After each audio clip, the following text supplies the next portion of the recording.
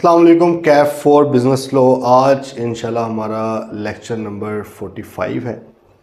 हम chapter 13 discuss कर रहे हैं पार्टनरशिप एक्ट का। लास्ट चैप्टर है, 3 चैप्टर से इसके 11, 12 एंड 13।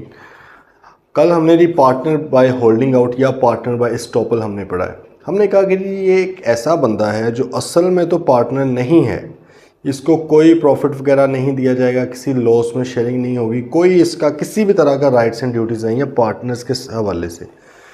लेकिन ये ऐसा बंदा है जिसको दुनिया पार्टनर समझती है, और दुनिया अगर पार्टनर इसको समझ रही है और पार्टनर समझते हुए वो फर्म को कर्जा दे देती है, तो ये बंदा लायबल है कि इसने भी वापस करना है। लेकिन डिपेंड करता है कि क्या दुनिया ने, थर्ड पार्टी ने इसको वाकई ही पार्टनर समझा है या नहीं समझा। अच्छा, अब दुनिया तो किसी को भी पार्टनर समझ जाए तो फिर इसका गरीब का क्या कसूर है? इस गरीब का ये कसूर है कि इसने डायरेक्टली और इनडायरेक्टली अपने आप को उस फर्म का पार्टनर शो किया है किसी ना किसी के सामने। और वो जो किसी ना किसी है, ज़रूरी नहीं है कि उसी ने ही आपके फर्म के साथ ट्रांजैक्शन की हो, किसी और ने कर दिया ट्रांजैक्शन, लेकिन इसने बात बस की हुई है किसी के सामने। या तो इसने बोला हुआ है कि मैं पार्टनर हूँ, रिटर्न, ओरल, या आपका इम्प्लाइडली, या फिर कोई इसको और बंदा कोई पार्टनर बोल रहा था उस फर्म का, या उस फर्म का कोई पार्टनर ही इसको पार्टनर बोल रहा था और इसने कुछ उस पर ऑब्जेक्ट नहीं किया। तो भाई इस केस में भी इस बंदे ने इनडायरेक्टली अलाउ उसको किया है कि मुझे पार्टनर समझ लिया जाए। अच्छा, अब कहीं पे बात हो गई है, अब उस बंदे ने बात सुनी है किसी ने और उसने कहीं आगे जाके बताई, उसने आगे जाके कहीं ना कहीं बात पहुंच गई, बात लेकिन सच है। और किसी बंदे ने इस सिर्फ और सिर्फ इस बात पर, इस रिप्रेजेंटेशन पर यकीन करते हुए उसने फर्म के साथ ट्रांजैक्शन कर ली, फर्म को कर्जा दे दिया। इट डजेंट मैटर कि उस बंदे को, कर्जा देने वाले को, क्रेडिटर को क्या डायरेक्टली इसने बताया था कि इनडायरेक्टली बताया, इट डजेंट मैटर। बस उसे पता होना चाहिए कि ये बात हुई है, ठीक है, कि पार्टनर है, सही है। अब उसने भाई कर्जा दे दिया और फिर ये बंदा लायबल हो गया। ये नहीं कह सकता मैं उसको जानता ही नहीं। ये बेसिकली सारा कल हमने पढ़ा है कि पार्टनर बाय होल्डिंग आउट असल में तो पार्टनर कोई नहीं है, लेकिन इसकी लायबिलिटी टुवर्ड्स थर्ड पार्टी हो जाएगी अगर थर्ड पार्टी इसको पार्टनर समझती है। अब ये मोस्टली होता है रिटायर्ड या रिज़ाइंड जो पार्टनर्स हैं उनके केस में, कि पार्टनर छोड़ के जा चुका है या उसका रिटायरमेंट का टाइम आ गया था, अगर आपने कोई डेट रखी हुई है तो वो अब रिटायर हो गया। दुनिया को क्या पता कि आप छोड़ के जा चुके। भाई एक नोटिस तो इसलिए तो कहता है कि नोटिस देना है आपने, अदरवाइज दुनिया आपको पार्टनर समझती रहेगी, हालांकि असल में आप पार्टनर नहीं होंगे। और अगर किसी ने आपके ट्रस्ट पर कि ये बंदा पैसे वापस करेगा, आपको पार्टनर समझते हुए कर्जा रही है, आप फंस जाएंगे। फिर आपने कहना मैं तो छोड़ गया हुआ था। भाई छोड़ क्या गए हुए थे, आपने बताया क्यों नहीं किसी को? बात आ रही है समय, इसलिए नोटिस लाजमी देना है। 3 लोगों को नोटिस देने की ज़रूरत नहीं है। एक वो जिसकी डेथ हो जाए, जिसकी डेथ हो गई है उसको नोटिस देने की ज़रूरत नहीं, लेकिन ऑब्वियसली डेथ की डेट तक अगर कोई कर्जे शर्जे हैं फर्म के, वो तो जॉइंटली सेवरली लायबल था, वो तो देगा, ठीक है। फिर आ गया जी जो बंदा इंसॉल्वेंट हो जाए, तो इंसॉल्वेंट अगर हो गया तो उसको भी अब नोटिस देने की ज़रूरत नहीं है, वो अखबारों में वैसे ही आ जाता है। और थर्ड पर्सन है स्लीपिंग पार्टनर। स्लीपिंग पार्टनर एक ऐसा बंदा है जिसका पता ही नहीं था दुनिया को। जब पता ही नहीं था दुनिया को तो भाई फिर अब कैसे पता लग, उनको ज़रूर बताना है फिर नोटिस देकर। बात आई समझ? तो ये था। अच्छा जी, आज हमने पढ़ना है rights of transferee of a partners interest. Transferee of a partners interest. अच्छा, पहले तो ये इंटरेस्ट वर्ड को थोड़ा सा डिफाइन कर लेते हैं। इंटरेस्ट से मुराद दिलचस्पी लेते हैं आप। इंटरेस्ट से मुराद, और हम वर्ड यूज करते हैं स्टेक, बेनिफिट कह लो।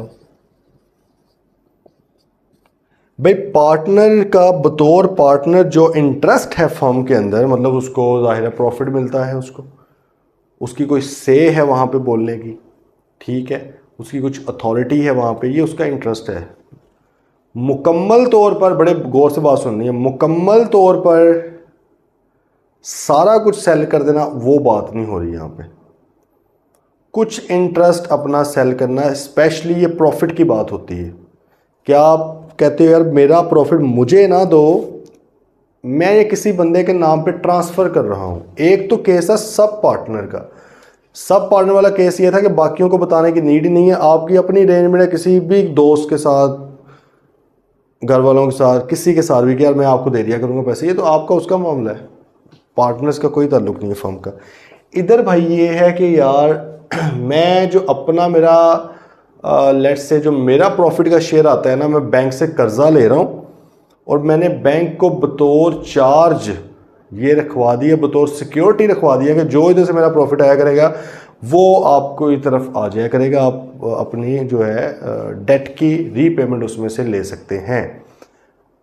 ज़रा बात कर रहे हैं फॉलो। अब देखें बाकियों को बताना ये बात क्यों ज़रूरी है, बाकियों की कॉन्सेंट क्यों ज़रूरी है। अगर एक पार्टनर अपना इंटरेस्ट किसी को ट्रांसफ़र कर रहा है तो तमाम पार्टनर्स की कॉन्सेंट लाजमी है, तमाम पार्टनर्स की मर्ज़ी के साथ ये हो सकता है, अकेले कोई बंदा नहीं कर सकता। हाँ अगर सब पार्टनर वाला करना था काम वो अकेले कर ले।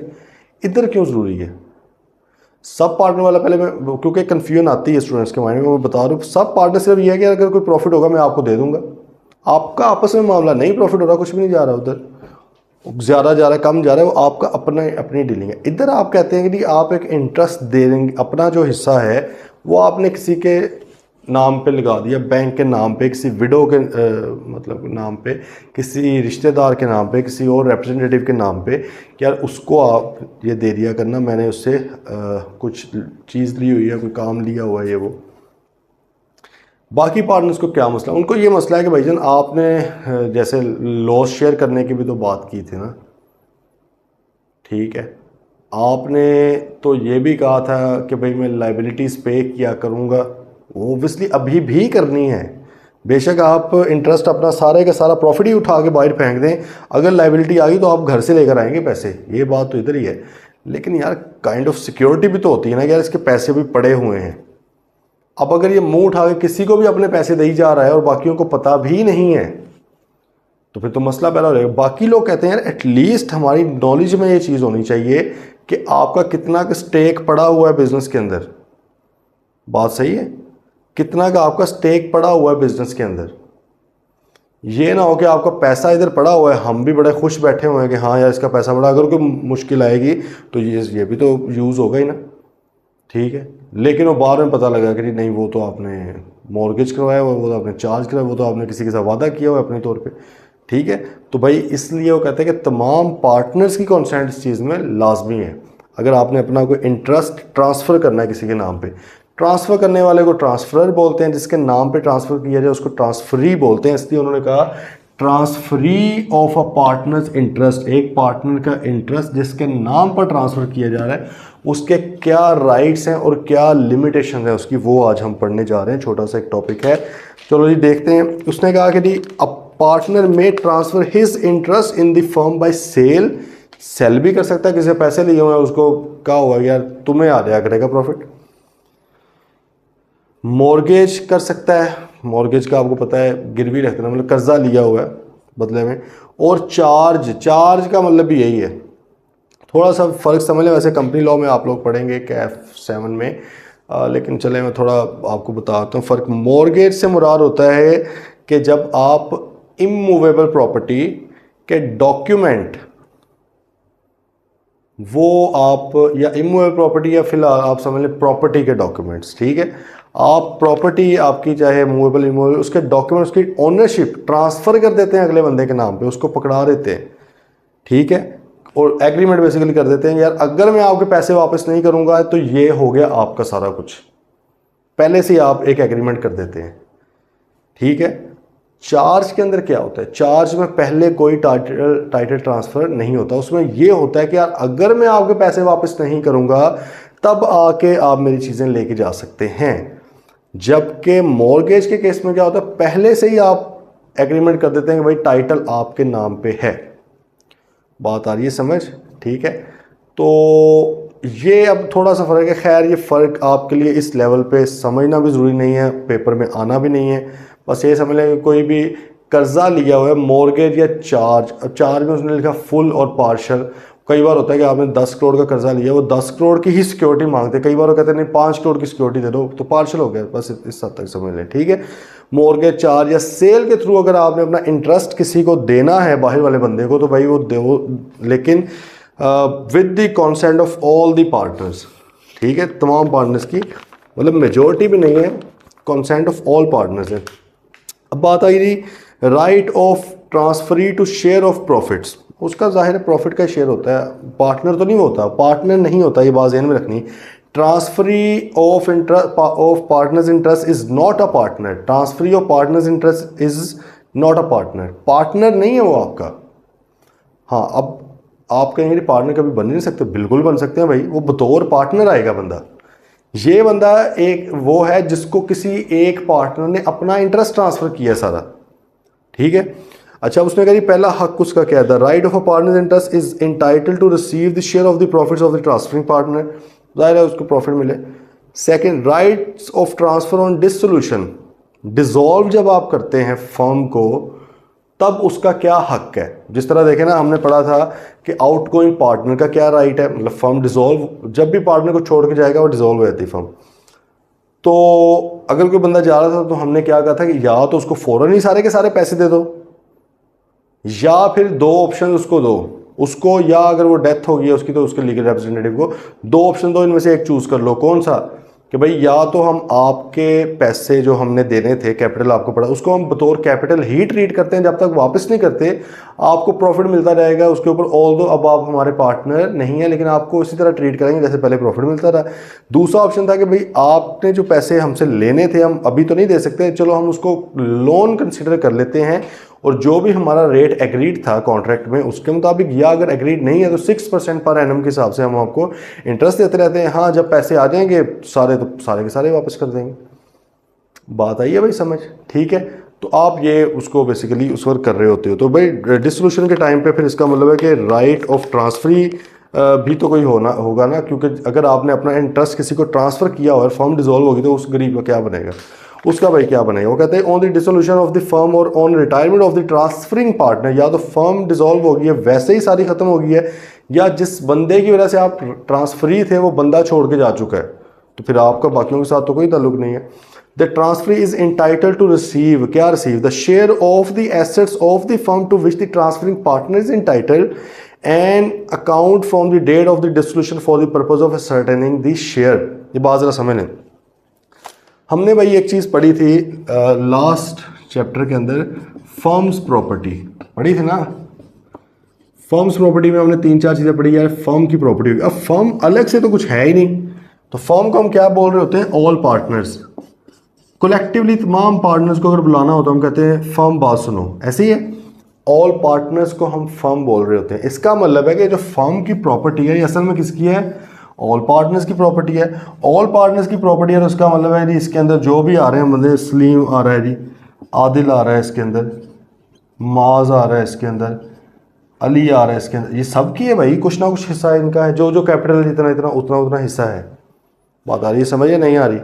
ठीक है, तो वो ये बात कर रहा है कि यार जिस तरह ट्रांसफरी जो है वो प्रॉफिट्स का शेयर लेता है, अब अगर फर्म डिसॉल्व होगी और एसेट्स बिक रहे हैं या एसेट्स बांटे जा रहे हैं, तो अगर आदिल ने कोई ट्रांसफरी रखा हुआ था तो आदिल का हिस्सा फिर किसको मिलेगा, ट्रांसफरी को मिलेगा। ये उसका हक बनता है at the time of dissolution. या अगर आदिल रिटायर हो जाता है, रिटायर होता है तो वो कहता है मेरा हिस्सा दो भाई, वो कहेंगे यार ये तो फर्म की प्रॉपर्टी है, तो वो कहेगा भाई firm is not a separate legal entity. Firm कौन है, मैं भी तो फर्म था, मेरी भी वजह से तो फर्म थी, तो मेरा हिस्सा दे दो, बाकी 3 लोग रखो, फर्म की प्रॉपर्टी रहेगी, बाकी मेरा हिस्सा तो दे दो। तो भाई ये जो हिस्सा है ये ट्रांसफरी को मिलेगा अगर आपने ट्रांसफरी के नाम पे अपना इंटरेस्ट किया हुआ है। तो बात आई समझ? दूसरे नंबर पे वो कहता है एक तो ये लेना, दूसरा एन अकाउंट। अकाउंट का मतलब हिसाब किताब, बुक कीपिंग। सही है कि भाई मुझे ज़रा हिसाब कर दो प्रॉफिट वगैरह का। An account from the date of the dissolution for the purpose of ascertaining the share. जब आपकी फर्म डिसॉल्व हुई है उस दिन से आपने एक हिसाब मांग लिया कि भाईजान कितना मेरा शेयर बनता है, मुझे ज़रा वो अकाउंट्स उसके दे दो, मुझे वो जमा करवा दो। ठीक है, मिसाल के तौर पे आप कहें कि लेट्स से 30 जून 24 तक का आप समझ लें कि बुक्स क्लोज्ड हैं और प्रॉफिट भी बांटा जा चुका है, प्रॉफिट डिस्ट्रीब्यूटेड टिल, मैं ये एग्जांपल ले रहा हूँ कि इस डेट तक का प्रॉफिट बांटा जा चुका है। मिला या नहीं मिला एक अलग बात है, वो तो हमें पता है ना, ऑप्शंस हैं बाद में लेने की। लेट्स से जी ये आज है 11 जुलाई, 11 जुलाई को फर्म डिसॉल्व हो जाती है या वो आदिल छोड़ के चला गया है, रिटायर हो गया है, तो भाई ये जो 10 दिन का मामला आया है बीच में, वो ट्रांसफरी जो है वो कहेगा भाईजान इसका मुझे ज़रा हिसाब किताब दे दो, अकाउंट फॉर इसको करो, मुझे बताओ कितना प्रॉफिट बनता था आदिल का, वो वाला प्रॉफिट तो मुझे दो, पिछला तो तुम लोगों ने दे दिया हुआ है, या चलो मैं आपसे रिसीव कर लूँगा, ये मुझे ज़रा 11 दिनों का भी हिसाब दे दो, ये वो बात कर रहे हैं। ठीक है,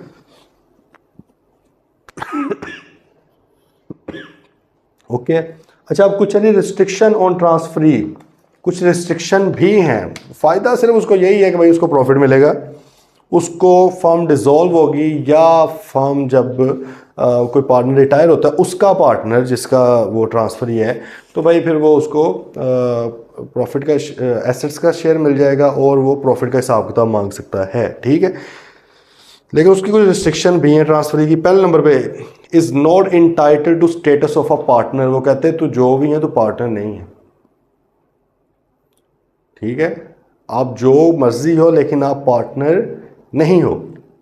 दूसरे नंबर पे is not entitled to interfere in the conduct of the business during the continuous of the firm, जब तक फर्म चल रही है वो बिजनेस में किसी भी तरह की मुदाखलत नहीं कर सकता। क्यों नहीं कर सकता? He is not a partner man, वो पार्टनर है ही नहीं। जब पार्टनर ही नहीं है तो वो कंडक्ट में उसकी क्यों से, बाकी कहेंगे भाई तू कौन है, चलो उठ के बाहर हो। ठीक है, रिक्वायर अकाउंट्स, एग्जाम्पल्स आती हैं कुछ माइंड में बड़ी डार्क किस्म की, लेकिन फिर वो डर लगता है कि अब तो उन्होंने ऑफिशियल इख्तियार भी दे दिया है कम्युनिकेशन देखने का, देखते तो पहले भी थे। Transferee is not entitle to require accounts, वो ये नहीं कहता मुझे अकाउंट्स बना के दो, अभी ऊपर हमने कहा कि वो अकाउंट्स मांग सकता है। भाईजान वो मांग सकता है फर्म डिसॉल्व होने पे, या उसका रेलेवेंट पार्टनर जो ट्रांसफर पार्टनर था उसके रिटायर होने पे, उधर वो कह सकता है मुझे हिसाब दो। ये नहीं कि हमें अभी नॉर्मल बिजनेस चल रहा है और जब उसका दिल करता है चलो भी मुझे अकाउंट्स लेके फाइनेंशियल स्टेटमेंट्स लेकर, वो कहते तू कौन है? ठीक है जी, मैं खाम खा, वो कहते खाम खा को नहीं देना हमने। Is not entitled to inspect the books of the firm, देखो अकाउंट्स को इंस्पेक्ट कर सकता है, बार यहाँ पर नोट आगे लिख लें, उसने ऊपर इंग्लिश बड़ी इंपॉर्टेंट है यहाँ पे, उसने कहा is not entitled to require accounts. Require account से मुराद क्या है कि मुझे अकाउंट्स बना कर दो, मुझे चाहिए अकाउंट्स, ये नहीं कह सकता। नीचे उसने कहा is not entitled to inspect the books of the firm, books नहीं देख सकता। अब आप लोगों को मेरे ख्याल में पहले भी बात हुई है कि बुक्स से मुराद क्या होता है, एक चीज़ है अकाउंट्स, फाइनेंशियल स्टेटमेंट्स, वो जो 5 पढ़ते हैं आप लोग अलॉन्ग विद नोट्स कंपैरेटिव्स, कौन कौन से, statement of financial position, statement of profit और loss and other comprehensive income, statement of change in equity, statement of cash flows and notes. ठीक है, ये 5 आप पढ़ते हैं, वो अकाउंट्स उनको बोला जाता है। कहता है वो नहीं मांग सकता उनसे, उसमें से कोई भी स्टेटमेंट।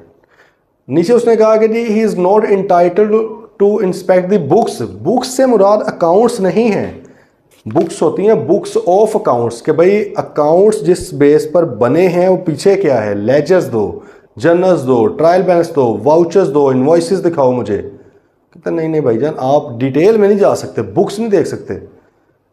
ये जो लिखा हुआ है inspect the books of the firm, इसके साथ आगे लिख लें but can inspect the accounts, accounts को इंस्पेक्ट कर सकता है, अकाउंट्स को रिक्वायर नहीं कर सकता। ये बात बड़ी समझ नहीं है आपने, क्योंकि उसने देखो उसने मना नहीं किया हुआ अकाउंट्स को इंस्पेक्ट करने से, तो भाई कर सकता है, इंप्लाइड मतलब है।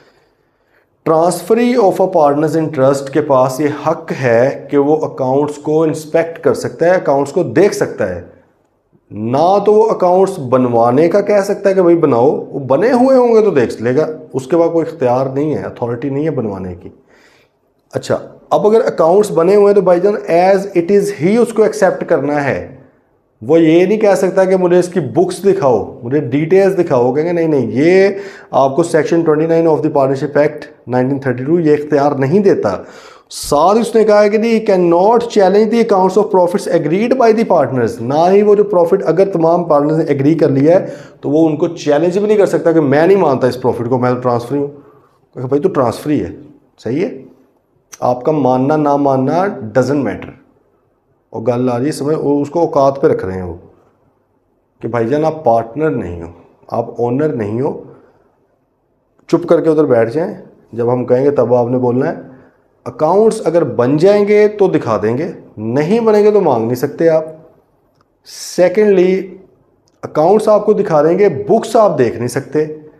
थर्डली अकाउंट्स बन गए हैं, गलत बने सही बने वॉट अगर हम पार्टनर्स एग्री कर गए हैं कि ये प्रॉफिट ठीक निकले हुए हैं, आप इस पे बहस नहीं कर सकते। आप अपने पार्टनर का सर खाएं जाके, ट्रांसफरिंग पार्टनर का कि भाईजान क्या है, वो आके बात कर लेगा अगर करना हुआ, जाहिर है फिर कुछ ना कुछ जुगाड़ तो होगा ना, वो कर लेगा बात हमसे, आपने नहीं आके बात करनी, बीच में ना बोल, ठीक है। ला से is not entitled to sue for dissolution, वो तो खैर डिसॉल्व करने के लिए केस, वो पार्टनर ही नहीं है, ही इज़ अ स्ट्रेंजर, मतलब टोटली स्ट्रेंजर नहीं है, ट्रांसफर ही है ना, पार्टनर नहीं है वो, तो वो किस तरह सू कर सकता है जी चलो जी मेरा नहीं दिल करा फॉर्म ख़त्म करते हैं। भाईजान ये रिस्ट्रिक्शंस आपने बड़े क्लियरली कॉन्सेप्चुअली समझ नहीं है ताकि आपको पता लगे कि transferee of a partners interest है वो सिर्फ पार्टनर के कुछ स्टेक या कुछ बेनिफिट्स का ट्रांसफर ही है, वो उसके नाम पे ट्रांसफ़र हुए हैं, पार्टनरशिप में वो नहीं आया, पार्टनर नहीं बना, ना तो वो पार्टनर है, ना तो पार्टनर वाले कोई प्रिविलेजेस हैं उसके, वो कंडक्ट ऑफ बिजनेस में इंटरफेयर नहीं कर सकता, वो अकाउंट्स रिक्वायर नहीं कर सकता, हाँ बने हुए हैं अकाउंट्स उनको देख सकता है, वो बुक्स नहीं देख सकता, वो अकाउंट्स देख सकता है, books of the firm, books of accounts नहीं देख सकता।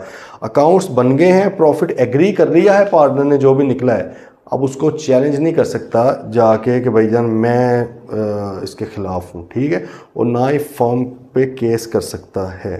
एग्जाम्पल देखें, Tahram Raheel and Zain are partners in TRG associate. Zain after obtaining mutual consent of all the partners transfer his share of interest to Hatim, उसने भाई अपना हातिम साहब को दे दिया। Hatim now wants to discuss the future business strategy of the firm with Tahram and Raheel, ठीक है, उसको कर दिया तो वो भाई आगे बैठ गया टांग पे टांग रख के कि चलो जी मुझे ज़रा फ्यूचर बिजनेस स्ट्रेटजी बताओ। In this regard he has asked the partners to provide him the firm's cash flow forecast, accounts ये भी कैश फ्लो फोरकास्ट कहता मुझे ज़रा बना के दो भाई, so that he can determine firms growth potential for the next 5 years। कहता लाओ भाई छोटे लोगों, मैं ट्रांसफरी हूँ, आप छोटे मोटे लोग हो, तो चलो ज़रा लेकर आओ कैश फ्लो, मैं बताता हूँ कि फर्म की ग्रोथ की स्ट्रेटजी क्या है। Comment on Hatim's entitlement to do the same, तो भाईजान आपने सिंपल उस पर लिखना है पहले तो legal provision as per the partnership act 1932, ये पहले डेफिनेशन बतानी है कि भाई पार्टनर अपना ट्रांसफ़र कर सकता है, अब पार्टनर में transfer his interest in the firm by sale mortgage वगैरह वगैरह वगैरह, ये इस तरह वो कर सकता है। आगे आपने उसका जो मसला है रेलेवेंट, वो भी उसकी भी लीगल प्रोविजन बतानी है कि as per the partnership act 1932 there are some restrictions on transferee of a partner's interest, such as the partner is not entitled to require the accounts of the firm, nor he can inspect the books of the firm, nor he can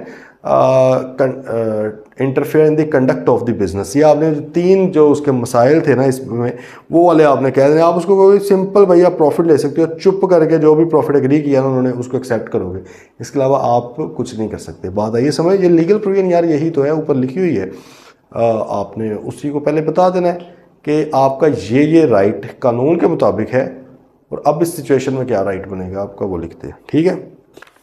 practice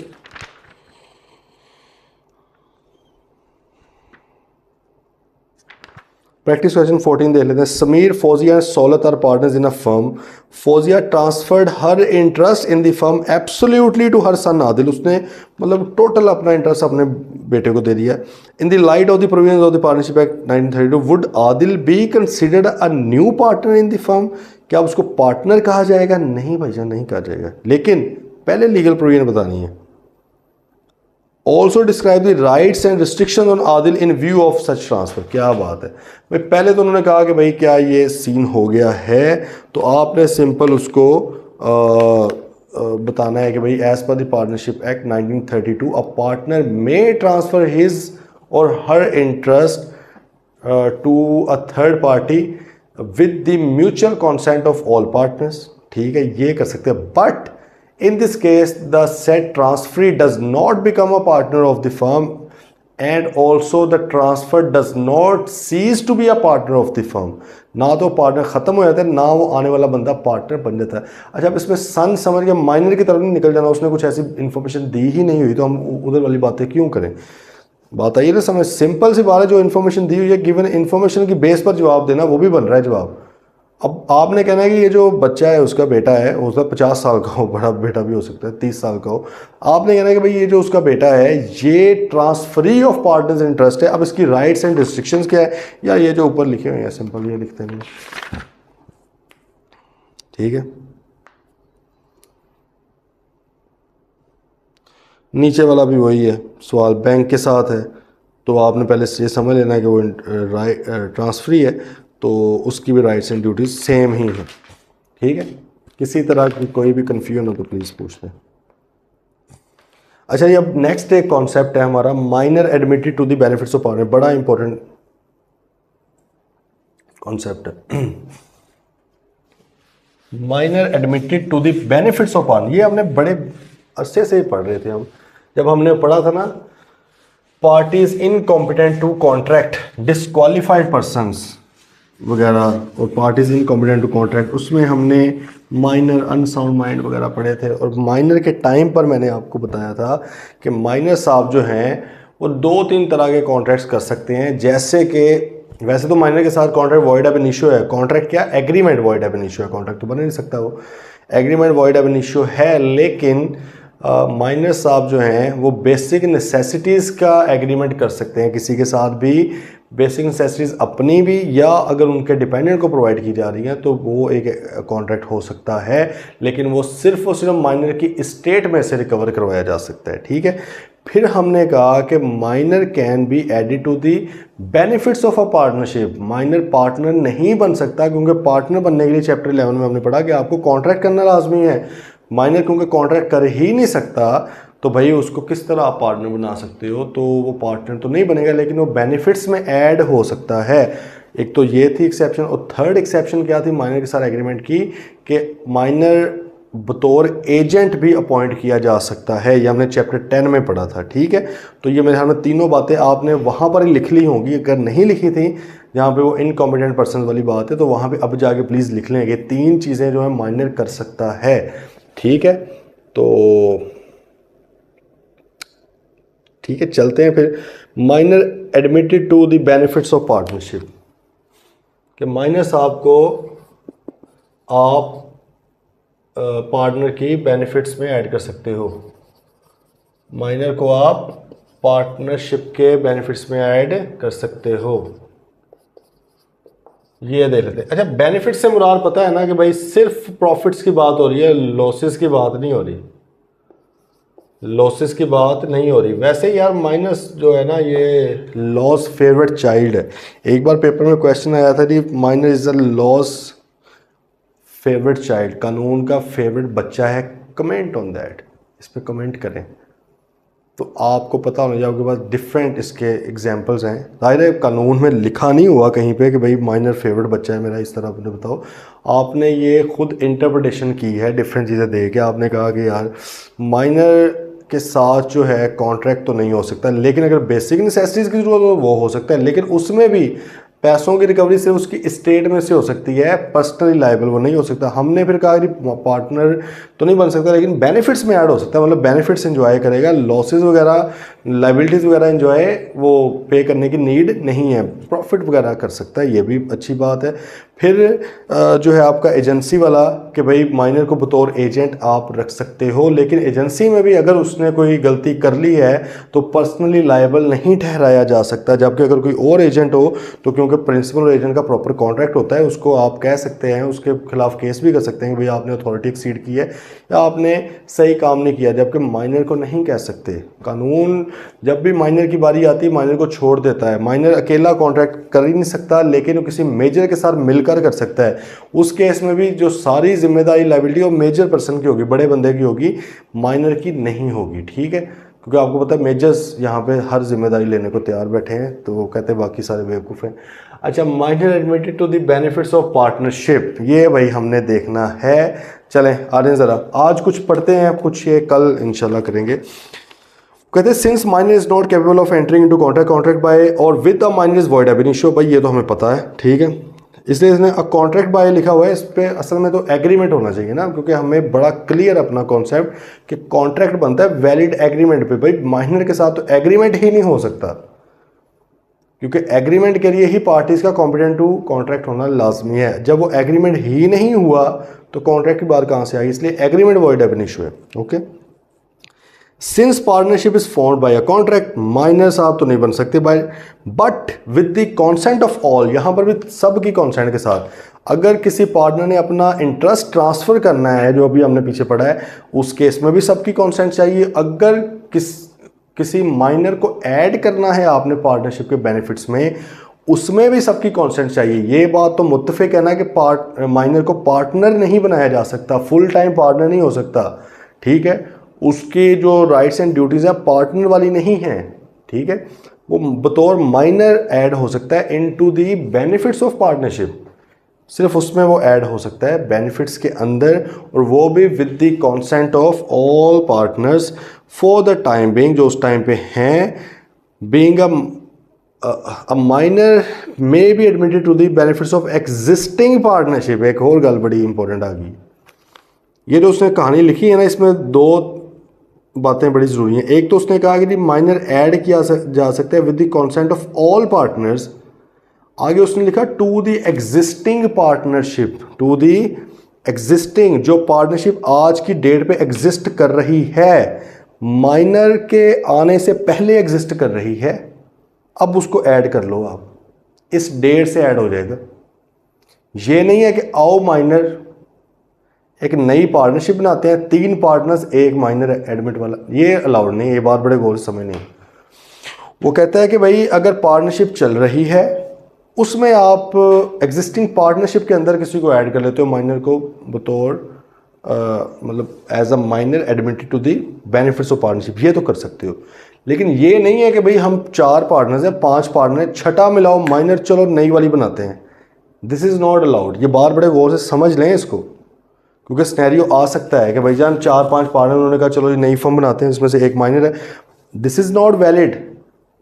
existing चलती हुई firm के अंदर तो वो आ सकता है, लेकिन उसकी बेस पर नई फर्म नहीं बनाई जा सकती। बात आई समझ। नई फर्म के टाइम पे सिर्फ और सिर्फ पार्टनर के तौर पे आप ऐड हो सकते हो, माइनर तो हो ही नहीं सकता। फर्म चल रही थी, उसमें आ गया। अच्छा, अब दूसरी बार क्या थी, माइनर को ऐड किया है, लेकिन जिस तरह पार्टनर को रेट्रोस्पेक्टिव ऐड नहीं किया जा सकता। हमने क्या पढ़ा था, carrying on business, ING of business, business चलता हुआ होना चाहिए। फ्यूचर का बिजनेस साल बाद शुरू करेंगे, आज से ही partner, this is not allowed.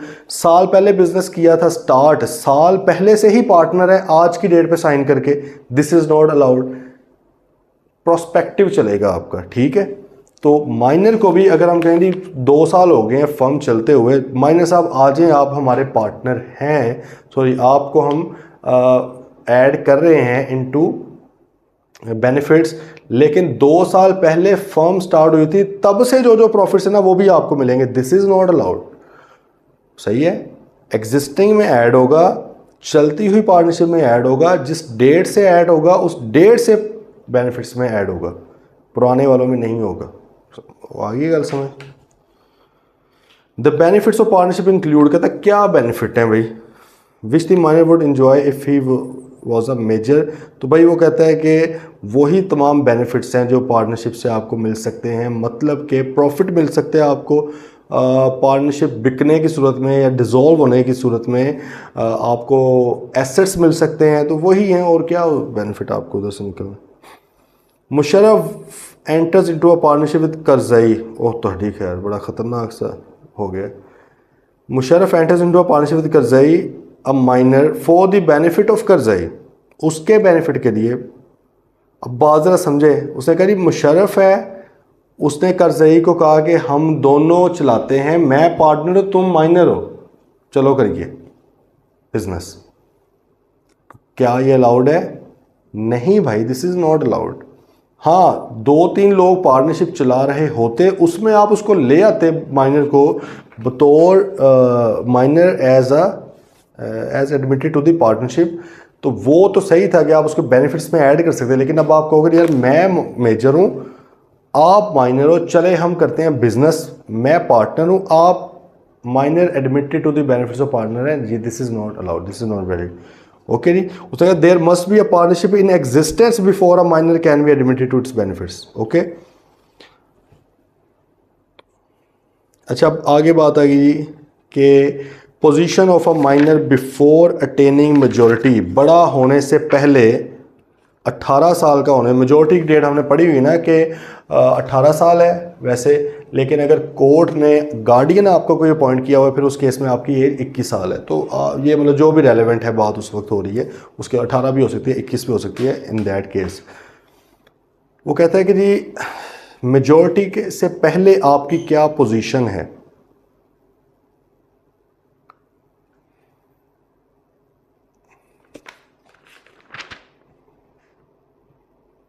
यार एक कल पढ़ लेंगे हैं, कल, हाँ सही है, वीकेंड पे एंड हो जाएगा, कल कर लेंगे एंड और आगे फिर इसकी प्रैक्टिस कर लेंगे। ये कुछ हिस्सा हमने पढ़ लिया इसका, ठीक है, ये इसको ज़रा समझ लीजिएगा, ट्रांसफरी वाला भी समझ लीजिएगा, फिर कल इंशाल्लाह इससे आगे क्या करते हैं, ठीक है। मिलते हैं इंशाल्लाह, टिल देन टेक केयर, अल्लाह।